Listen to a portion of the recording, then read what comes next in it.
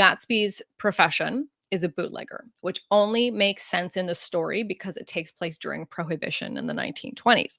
So that relationship, that cause, like it creates this line between them.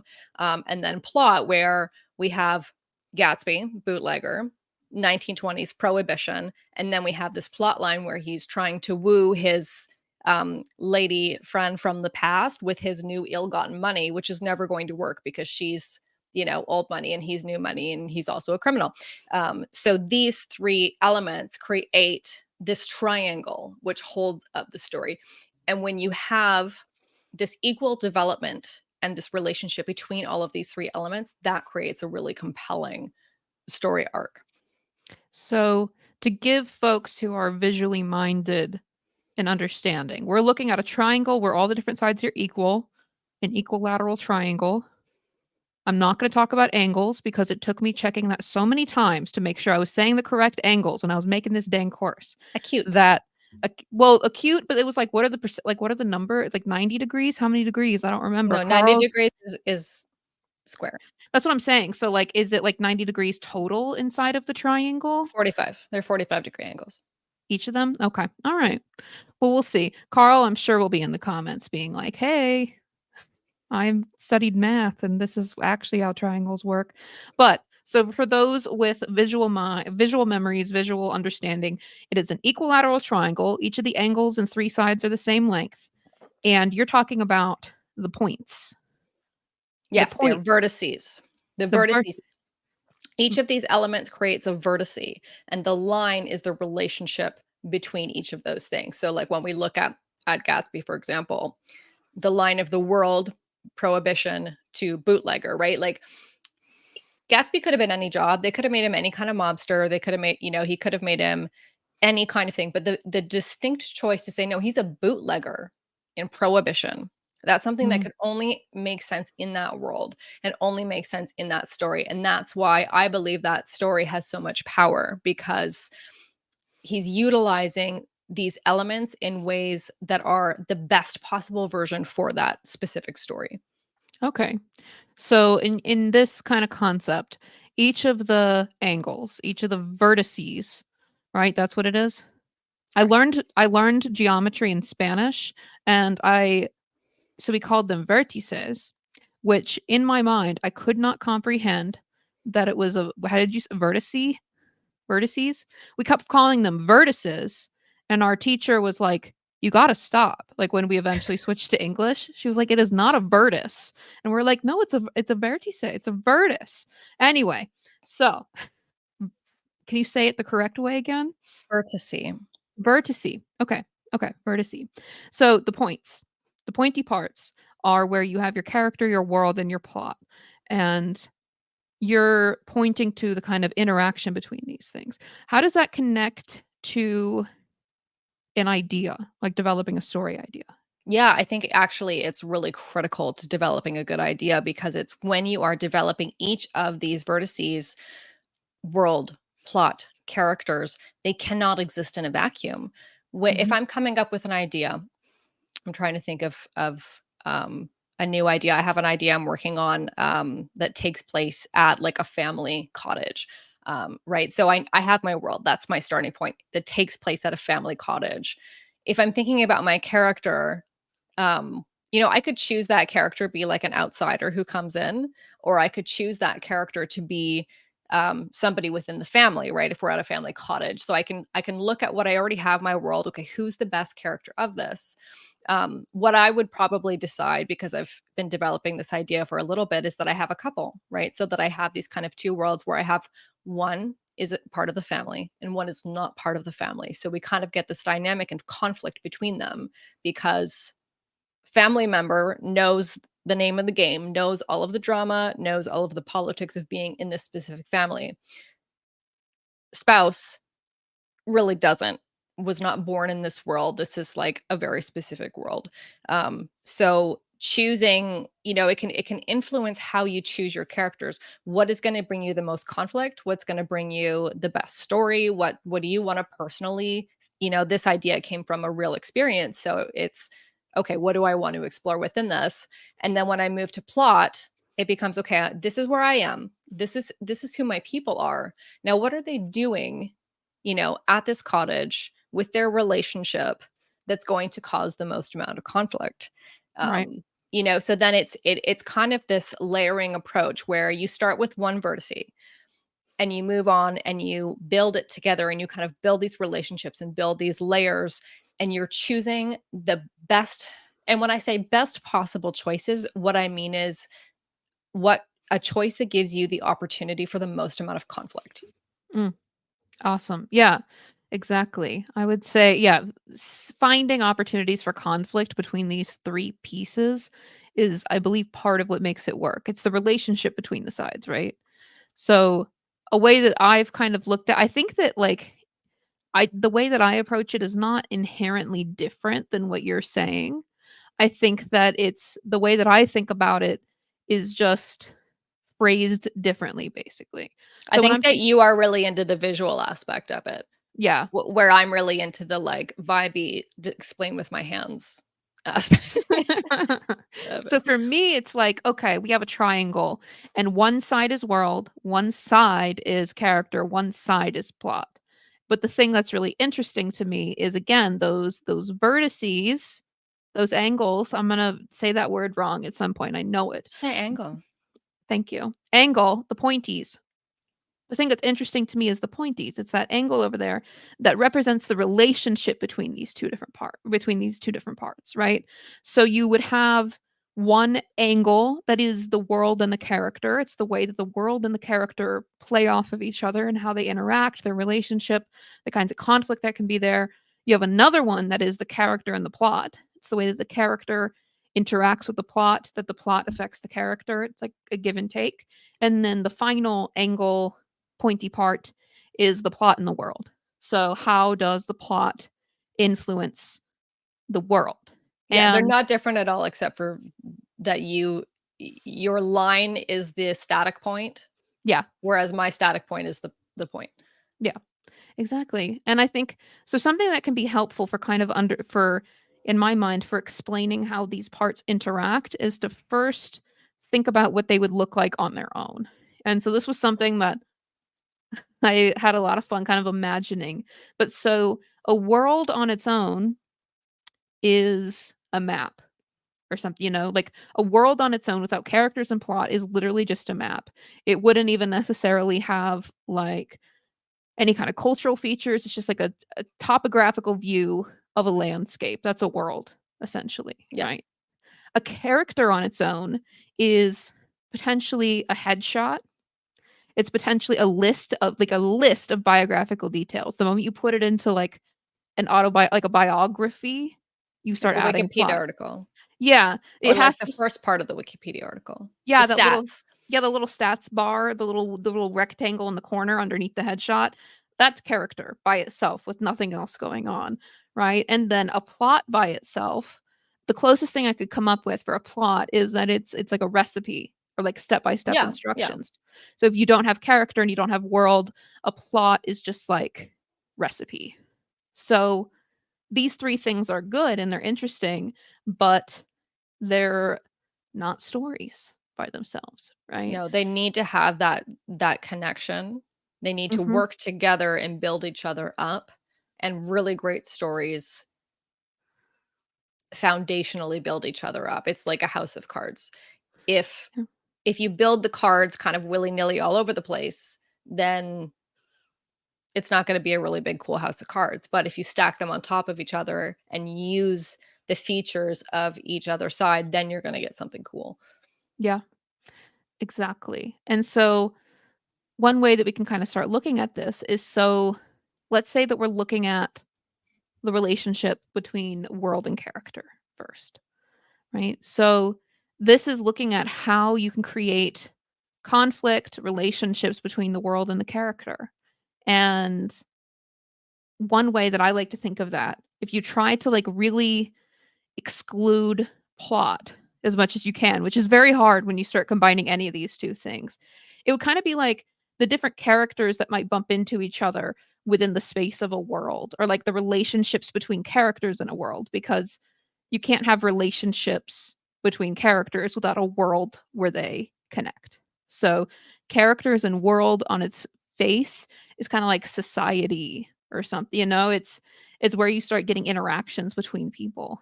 At least that's what I think.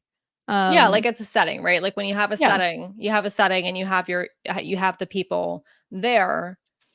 Everybody has those things, but then you have to start looking at, okay, where's the juice, right? This is what I like yeah, to say. Where's the juice going to happen? And we want to have the juiciest scenario, and it's ideation at this point. Okay, who are my 7 possibilities? Now, yeah. which of these 7 possibilities is the most interesting one and also connects the most to my heart and what I want to write? No, for sure. And you know what I think is interesting is I think that as writers, I believe that we each kind of have a preference on which piece we start with. Like, It might change too. it I might, think it yeah. changes with every project. Like, it depends where the inspiration point for the concept is, because there's always like an aha moment of like, oh, wouldn't this be interesting? And it might Mhm. be a relationship, it might be a setting. For me, it was a moment with this project I'm ideating of a moment that I experienced where immediately the story started taking place, and I was like, okay. And what I immediately had were these kind of shadows of ideas, and then it's developing those ideas into something further. So I think that every project is going to be different because that ideation genesis is going to come from a different place. For sure. For me, I almost always end up starting with world. So that tends to be the thing that really hooks me in the most. Um, is I'll start thinking about like, what if there was a place where, you know, your memories are manifested as real, but like in the form of monsters and stuff?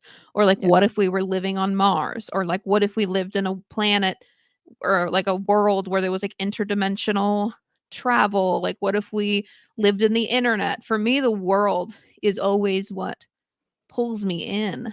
And in the past, it was kind of difficult for me to realize that a world by itself was not enough plot. Like, I think that my Yeah. problem that I really ran into is that I would have a world and I'd say, okay, I need to put characters in it. That much is obvious. I need people to be doing things in here. But I would too often leave out some of the plot details. Like, Yeah. not that there wouldn't be a plot, like, it was still there, but it was like, You I weren't like never. optimizing it. No, exactly, and, like, particularly in the beginning, I really, really struggled with, like, making sure that they have a tangible objective that pulls them through the world. So, the character has an objective that pulls them through the setting that you've created, and that pull is the plot. And so I would tend to do, like, a character exploring a world and make too soft of a pull. That was something that Yeah. John was like, "This is a nice script, what's the objective?" And I'm like, "Crap, don't ask me that." Because you thought he wasn't going to notice, but he's always going to notice. He's like a hawk for those objectives. Yep. He he really likes, and then I know that Adam says that for him, a lot of times the spark is the plot, right? Like that's And for me, it's character. for you, it's Almost character. always. Almost Yeah. always. It's interesting. And I think that for testing your idea for TV, I would argue that relationships are part of what makes TV work.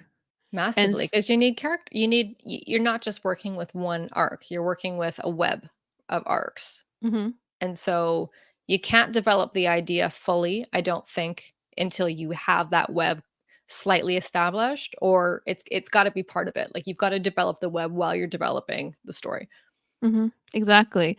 And so I think that now I know that you're in your mind, you find that the best stories are equilateral triangles, like where all the parts have like equal interplay. Is that what you? Correct. I think that is the strongest story, because that means that every single relationship is building on each other to the most optimal degree. If if something were like more world heavy and less character and plot, I mean, I don't necessarily think it would be a bad story, but I think for me I'd be like, "Oh, I want to go deeper into character." Like, the equilateral triangle Mhm, ideology allows you to go as deep as possible into each of these vertices without losing anything. Whereas as soon as you start moving into something else, you're losing right? If you go, oh, I want to go deeper in world, well, then you're losing character. If you deeper into plot, well, then you're going to lose the world. So it's the best of all worlds kind of a situation where you're not losing and you're just gaining, if that makes sense. I can see that. I can see that. I had kind of like a different for me, I would say that I agree with that, especially for film. For me, when I start looking at stories that get, like, drawn out further and further and further, it's just kind of my observation that just, my observation, that's all it is, that I believe that the relationship between the characters and the plot, in my mind, starts taking needs more meat than the world aspect. And the way that I kind of wrap my head around that is so again, for me, I focus on those angles. So the angle for me where the characters and the plot intersect, like where they connect, I imagine that to be a very wide angle. It's a very that's like the widest part of the triangle is that angle there. And that would make the foundation of this triangle, the base of the triangle, the world. So in my mind, it's ideas that thrive in TV are ones that have a lot of character and plot and use the world as a foundation for that.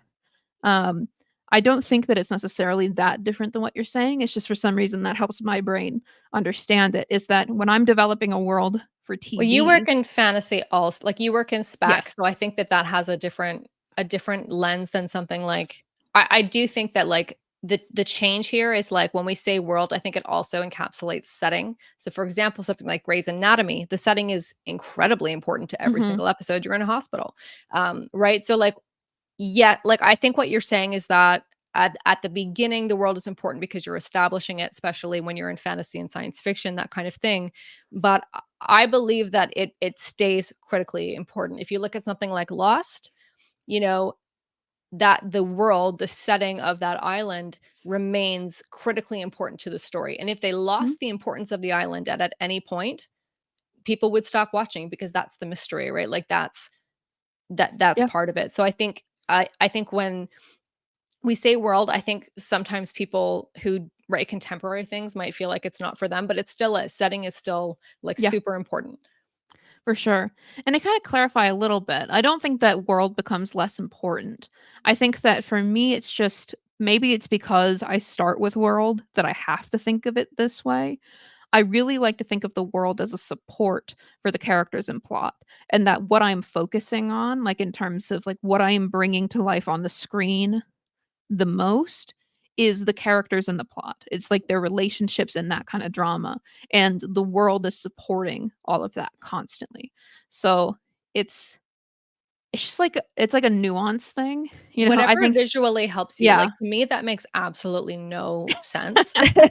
But it But helps you, and that's all that matters, right? Like, not look, every I love it. concept not every concept and not every tool is going to be the perfect scenario for every writer. So it's your job to look at, like, okay, I understand this, but maybe this tweak is what makes it click in my mind. And that's what everyone has to do. Your toolbox in the end of the day is going to look incredibly different from every other writer's toolbox. Nothing is the same.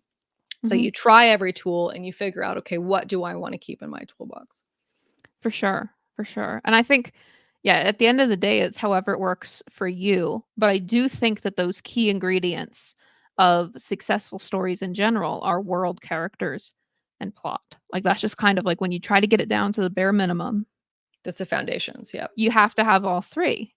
Otherwise, it's a Wikipedia little bullet list or a map or, things like that. It's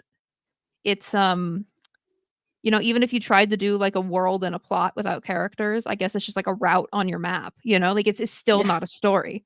It's like you'd need all 3 in order for it to become a story, and I guess the way that you can tell if your idea is fit for TV, which is kinda what I wanted to talk about too, is, like, how do you come up with ideas for TV? One way that I would kinda determine that is how much I think it, looks at the type of interplay between your characters and your plot, kinda getting back to that relationship thing that we were talking about. Um, which I guess you depending on, like you were saying, setting, it, I It think could, that's I yeah. think setting is like I think setting is equally as important. Like that's what when I say Mhm, equilateral triangle, I think they were all equally important, and that if you do not have the same level of development in all three, um, I, mhm. yeah, I think you need the same level of development in all three, and that's like the secret sauce, so to speak, is having that because what kind you can't just have in TV a story. You can't just have a plot and characters because you need something that's going to instigate something new happening every week. It doesn't have to be high stakes like a hospital in Grey's Anatomy. It can be Stars Hollow in Gilmore Girls, right? The Mhm. reason that that works as a show is because you have the fabric of this town. You have all of the characters in that town and how they interface with each other. If if it didn't have that aspect to it and all of those other characters, I don't think it would have been as successful because then it would have been a more singular story that would be more of like a feature thing. Like that Mhm. setting aspect in TV is how you bring in all of the other characters and those that interwoven like web of character relationships. You're Kitty. fine. You're So fine. so I guess a question for you then, I'm just curious kind of how you think of this.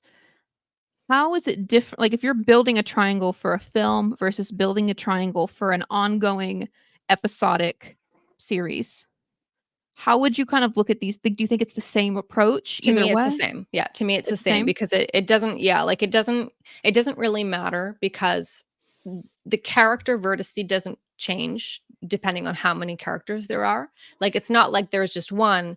Like if we're building it out and we're pretending that this is a real thing and like we're actually doing it, um each it would be this kind of like intimate like tesseract kind of thing where you have each character has a connection to the world, each character has a connection to the plot, each character has a connection to the other characters who have a connection, you know, and it becomes this, I don't even know what shape that would be called, this like infinite, you know, marshmallows and toothpicks kind of situation.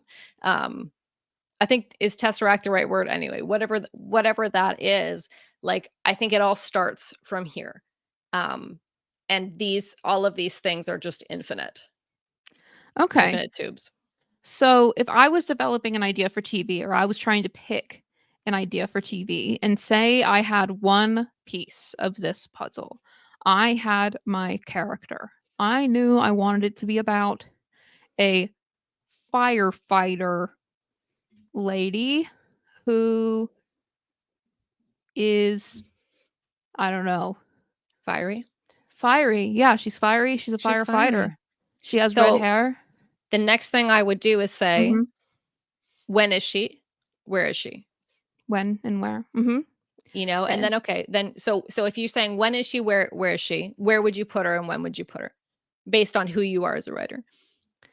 well, based on who I am as a writer, I would either put it in the past or the future, probably. Probably the future, or honestly, like a fantasy firefighter could be pretty freaking cool. Like Dragon she firefighter. yeah, you know, like she has to like do all these special techniques for putting out dragon fire because that's different than fire. So like here we're kind of like, oh, so she's going to go spray it with water. In this world, no. It's got to be super freaking complicated. So see I already went to world But immediately. that's Like okay. That doesn't, you know, that's good. So like, okay, you've got it. You've got the world. And then it's like, okay, we have one character. We need multiple characters. And mm, that's where I think the plot comes in is like, okay, if we start with protagonist and we build out the roles as we go along, we have this character, we have kind of like where she the world she lives in, what that looks like. yeah. What does she want? What does she need? What is she failing at? Yeah. Exactly. I agree. And I wrote down some questions a while ago and I was trying to like think of, okay, if you start with character, what are some questions that might kind of help you? And I was thinking, you know, first, like what makes them interesting? And like why are they like why are they compelling to you? So very, very like broad, why are you interested in this kind of person? Like why is this neat to you? And then also like what might inspire other people? Like what about them might inspire other people in the world around them? And so what the that question is kind of doing is it is trying to in your mind start creating other people in the world. Mm. Right? So like if I'm like Or what not would even inspire, but like what do people who hates them? Exactly. And then my next one was what might annoy the people around them? Like, and what do they hate in other people? What kind of person would they idolize? And what do they want more than anything? So these kind of questions that are kind of tricking you to think broader because they seem like they're about the character, but really when you try to start answering them, you're starting to kind of build out other people and a place that they're in. Yeah, because So, they're all related, right? Like mhm, you cannot build without shifting the triangle, right? Because it's toothpicks connected to marshmallows, right? Every time you move it around. But I believe that like when you've got it is when you've like, okay, I've worked on everything, everything's interconnected, yeah. you know, every single character it fits into this world or setting, right? Like if you are working on a show like Grace, okay, you're working on a medical show in a hospital and you have a character who is um, a taxi driver. Mhm. Does that character realistically fit into the show? Like, what do you have to shift around to make that character fit into that show? And is it worth it? Or is there a way you can transpose the idea of that character in something like a medical porter, right? Like, it's thinking Yeah. about who are my characters? How do they fit into all of these places so that you have this big eventual interconnected web? Is it a nurse that has to drive for Uber because of some, there's a that would Gig, suck, man. gig economy, you know? It's rough out there. It is rough. But yeah, and then so that's kind of like if you start with character, you start asking like where are we? When are we? How do other people look at this person? What about them do other people hate? What do they hate in other people? And you start kind of tricking yourself to build out the other two elements, your world and your plot. So, what about if you start with world? Like, so what if I came to you and I was like, I want to do a show about an underground world. I want to be inside of a cave because I've always wanted to write a story inside of a cave, but I've never quite cracked it. So I'm going to steal your It's brain for a terrifying little to bit. me. A cave, Kentucky has the largest cave system in I the know. I entire read world. I watch a lot of TikToks about the Appalachians, and they all have that, like, spooky music in the background, and every time I watch it, I'm like, "I shouldn't be doing this. It's nighttime. I'm not gonna be able to go to bed," but I I'm can't stop. I'm impressed that you said it right. That is I watch a lot of TikToks.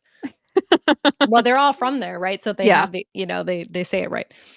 Yeah. So, okay, in my world, it's like a cave. This like the world is like this cave. So, what kind of questions would you ask me if all About I the have is cave? Okay, about I would this say world? Yeah. immediately, what is your society? What kind of society Mm. is it?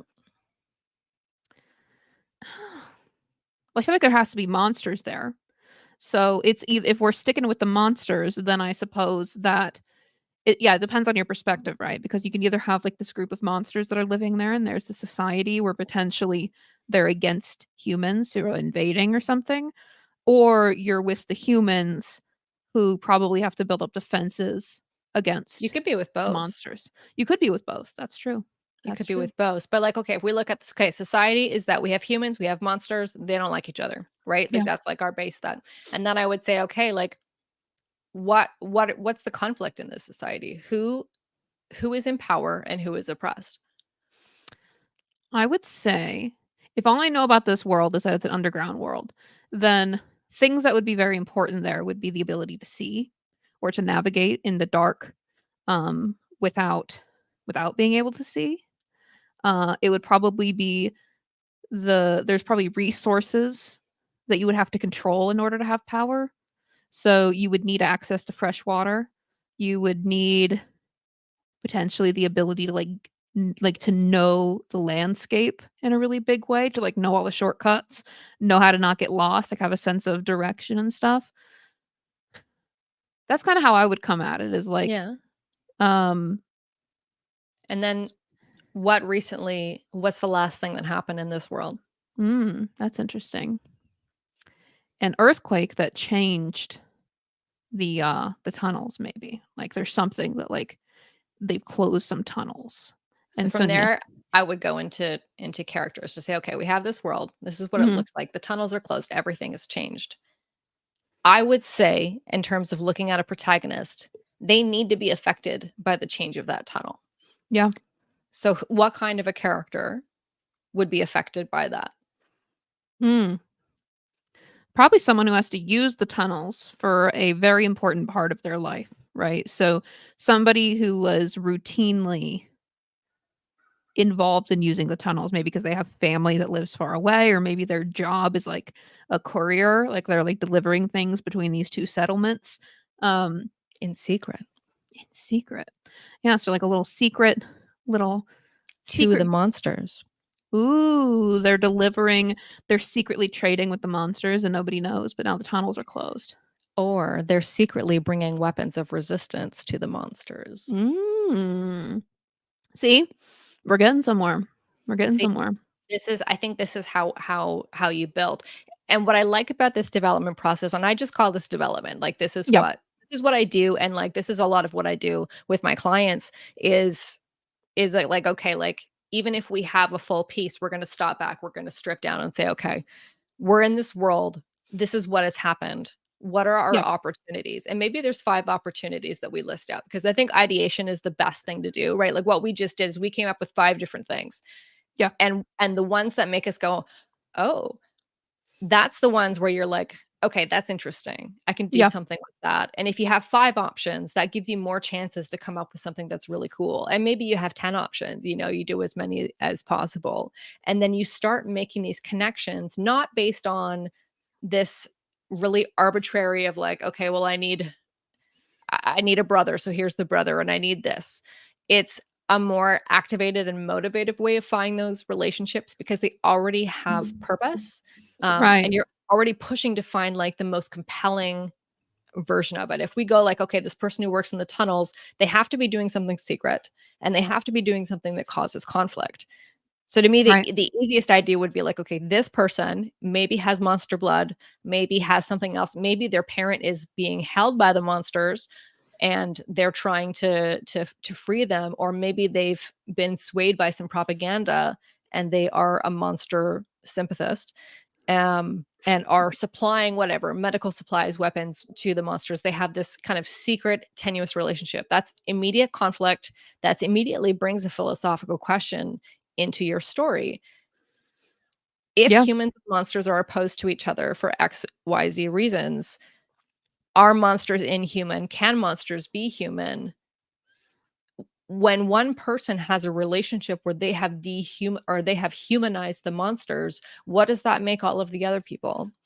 Because if one person can find humanity in this Right. group, then I would say, why can't everybody else? Can everybody else? So you just immediately have all of these philosophical questions going on, and then you have to think of, okay, who has the exact opposite Yeah. Yeah. situation to our protagonist? Who is going to chop off their head if they find them, Yeah. right? And Yeah. it's conflict based. No, for sure.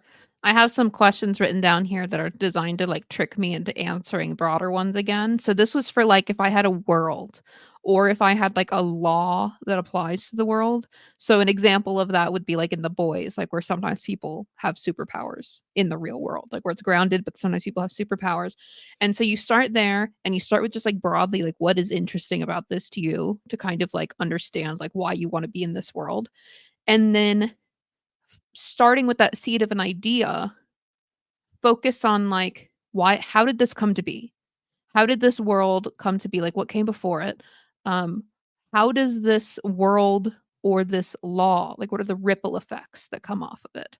So it's like, okay, well, with this cave, it was kind of the things where I was thinking like, well, it's going to be dark. That's a ripple effect. What does that mean? It means you're going to like light sources are going to be valuable, or the ability to navigate without light sources is going to be valuable. So kind of letting those ripples play out, um, and things like what other areas of the world does this shape? So potentially that could be a question of like, you know, how does having a monster society impact humans? Or it could be how does having this huge society impact the surface? Like, what does it mean Yeah. about life on the surface of this world?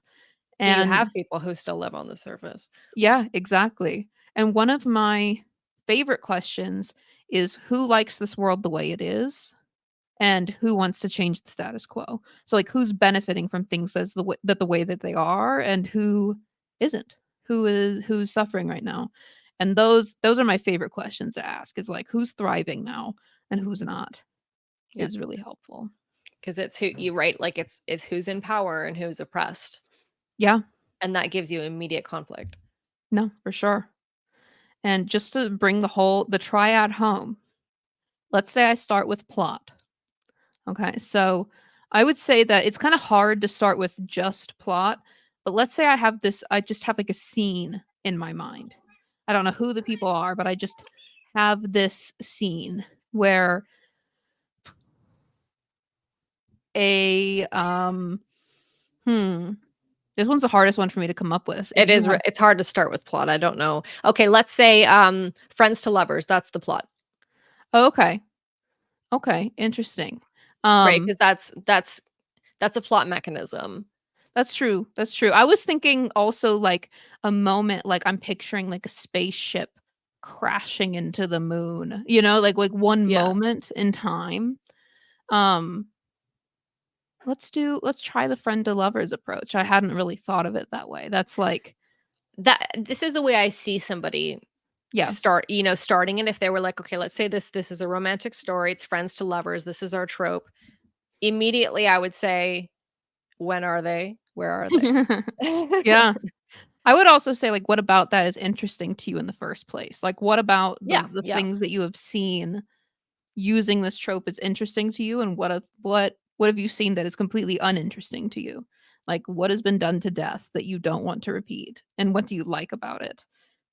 Um, and so, it might be a thing like where you really like what are the classic things in friends to or like enemies to lovers is like the forced proximity, Yeah. right? Like that you're stuck with this person that you hate for some reason, Oh, and I love it. you love, yeah, exactly. So maybe you're like, I want the forced proximity, but I hate them. I don't know, like where I keep thinking of Sweet Home Alabama now, like where she's like, come back to her small town, and she's this big fancy person from the city, and now she has to deal with like her hick ex-husband.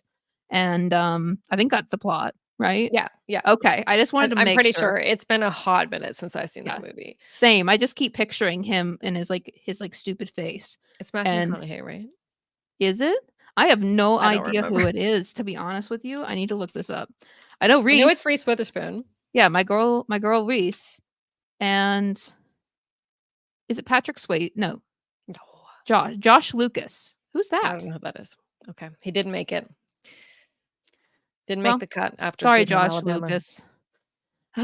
Well, you know what I mean. So the forced proximity. Maybe you're like, I really don't want to do the whole thing, like where the woman is come back and she's like this uppity person now, and it's just like this, The good old shrew, boy. yeah. Yeah, and she has to kind of change her uppity ways. Maybe I'm not interested in that at all. But you can start kind of figuring out like, okay, then what's another forced proximity situation? It's pretty good to have it be that you need your ex-husband, I think, to just sign divorce papers. I think that I was the think it whole was signed plot. divorce papers. It was like Twister. Yeah, With and Twister was kind of the same thing. was it? Was it because they were like locked in the like the wind cellar, like the tornado twister? But she was trying to get divorce papers signed. Interesting. I was Yeah. horrified by that movie. I was I also, yeah, but I don't know why that really stuck with me. I was like, "Man, she really wants these papers signed." Like, I did not understand what that was when I was like 7, so when I was young, I was like, "Open the door, let the person in." Like, what are you doing? Like, wasn't there that one scene where they were like locking the person out and it's supposed to be all sad? I'm like, "Suck it up, let them in." Anyway, I was traumatized by that. I gotta Uh, rewatch it for the new one. yeah, you know. Oh yeah, it's Twisters. Yeah. Is the new one? Come on, I mean, there's no other way they could have gone with that. Twister on a plane. I don't know. I don't know, Alexie. Well, so that's plot, right? So you start asking questions about like, what would a character have to do to reach this moment? What would make this moment meaningful? And like enemies to lovers kind of has that baked in. It's like it's meaningful because the relationship is done like a 180. But how could you make this more meaningful? How could they be less likely to get together? How could this impact their lives more? What Why are are they they? enemies?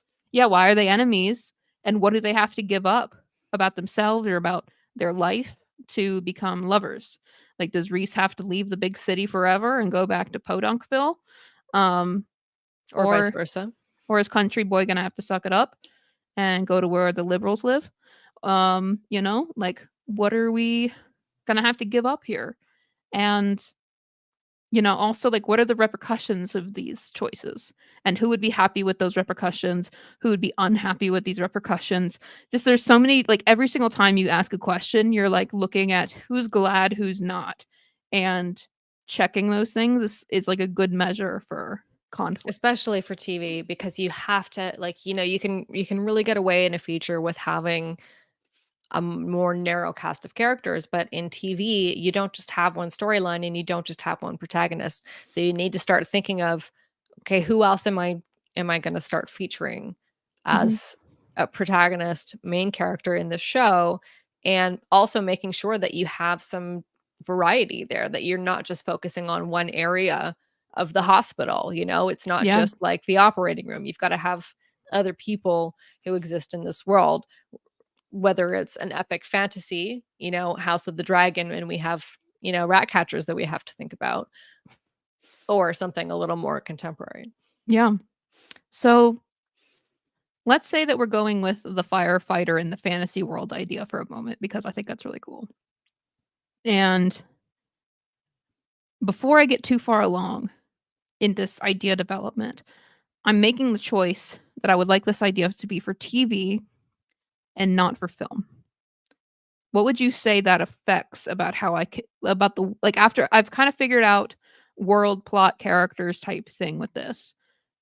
How does that impact what I should do next if I choose TV? I would say that your storyline in TV is going to be, it needs to be stepped back slightly Mhm. from what is going on, like from what the objective is, because in a feature you're really able to say, okay, this is the objective, this protagonist is the leader of this, and maybe the only person who's going after this objective. We're, Right. let's say we're, I don't know, it becomes bigger. It's not just like we are going to go and destroy this one thing. It's like, no, now we aren't just like on a mission, we are the entire enterprise on a mission. And what does that look like? You're taking a wider look at the story.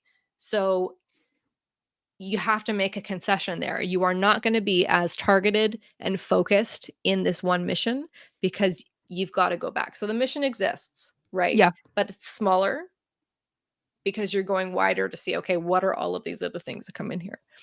So what I'm picturing for this plot, regardless of if it's like a film or TV, just to kind of give us a little bit more to riff on, is there's this firefighter who gets assigned to a small town far away, right? And like when you get trained up as a person who puts out dragon fire, you get like commissioned somewhere. And this person gets put in a town that they think sucks, right? And so they get sent away. So that town kind of becomes their world as well as like the broader thing. Um, and so that to them is like the thing that kind of changes their world. But then obviously something has to happen in this town. Like, they find out that these people worship dragons. And this is like a whole world that thinks that they're completely evil and like crazy, or they have like a tamed dragon or something in this town. Or like they have a way, or like their dragons are sentient and can control, or maybe they've gained their own society or whatever. Like, it Yeah, has to be different. It's got to be a totally different fish out of water situation. This is not what you learned in firefighter school. exactly. So TV version versus film version of that. What do you think? Yeah, so film version I think would be really like layered in. Okay, I figured this out. I'm part of the resistance. I'm leading the resistance. I defeat the monster Mhm. or whatever. I do the thing.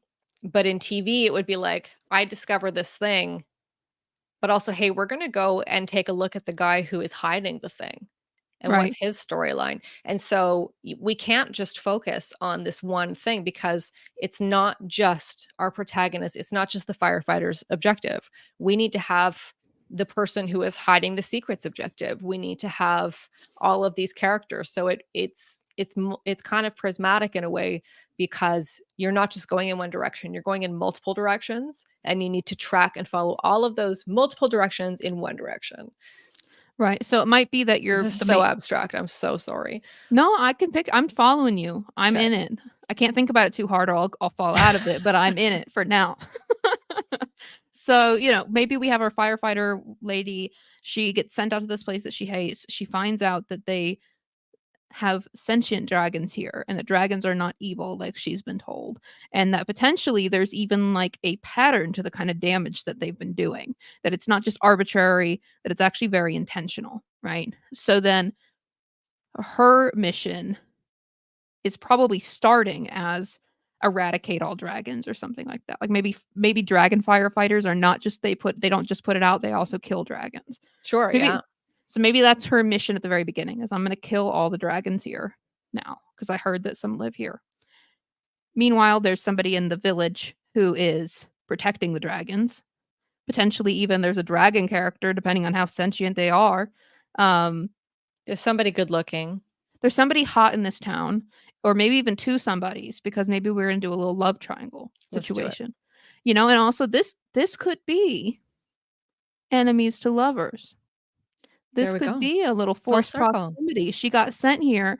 Now she has to deal with this guy or this lady, this person who trains dragons. Who tames dragons. Yes, who tames them. Is part of the resistance.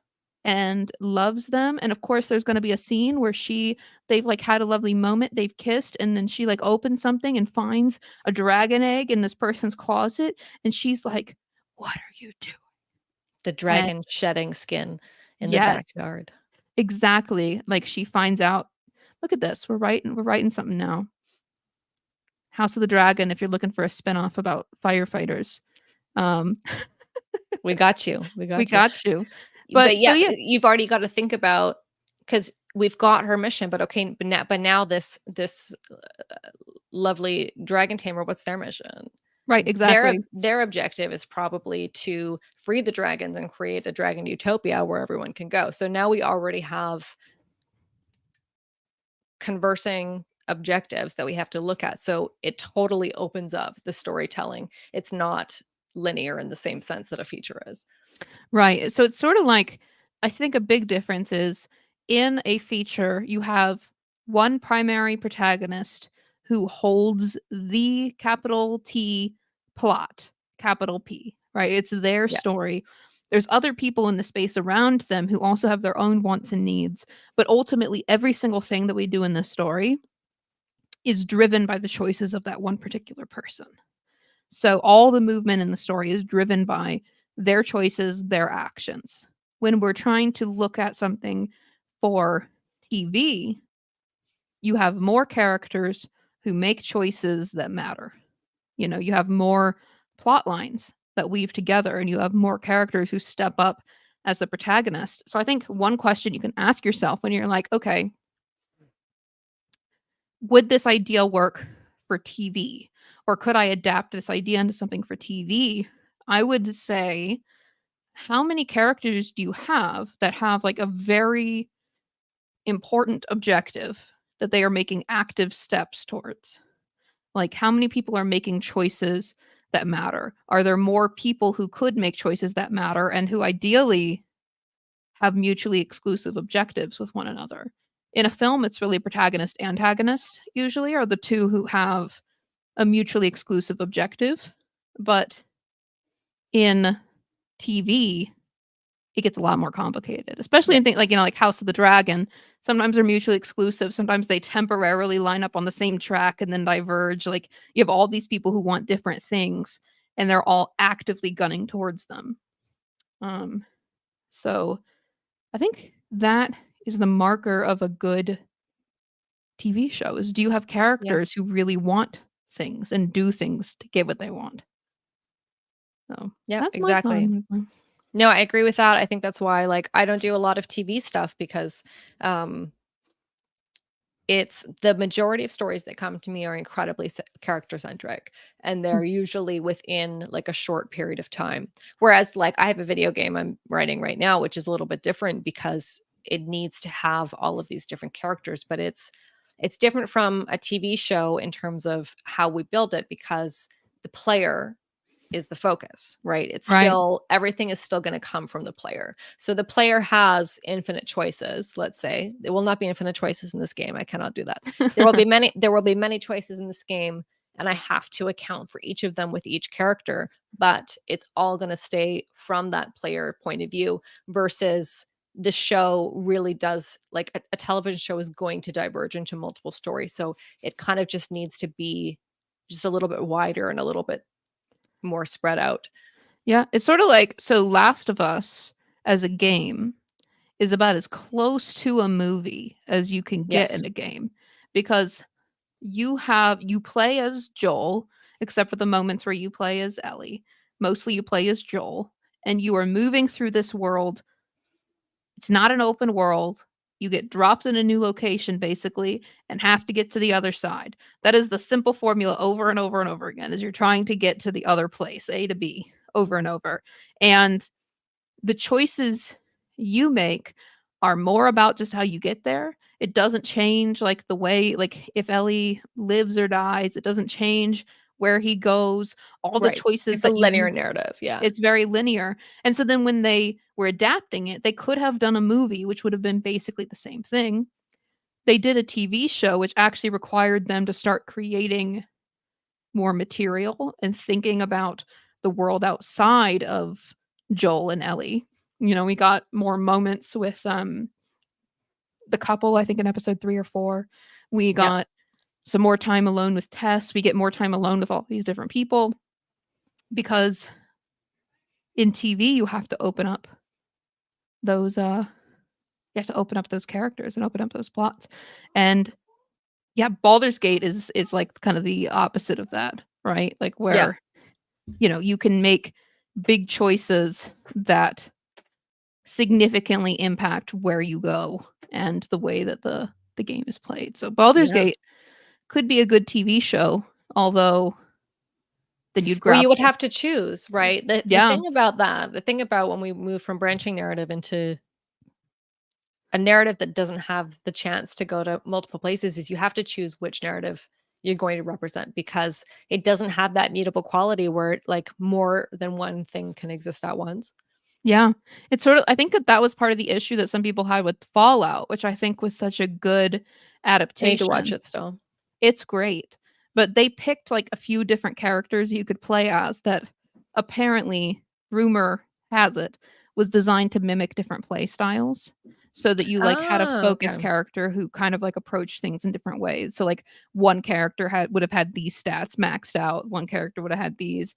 But still people were upset when a choice that they made in their game was not reflected in the show. Yeah. And it was like declared non-canon essentially. Like in Carl's game, he blew up this ship, but there's that ship in the game and it's like a big choice. So some people were upset about that. But Listen, everyone is always upset. Hot D people are upset right now, it's fun to be upset, apparently, you not for know? me, not for me. I don't like being upset.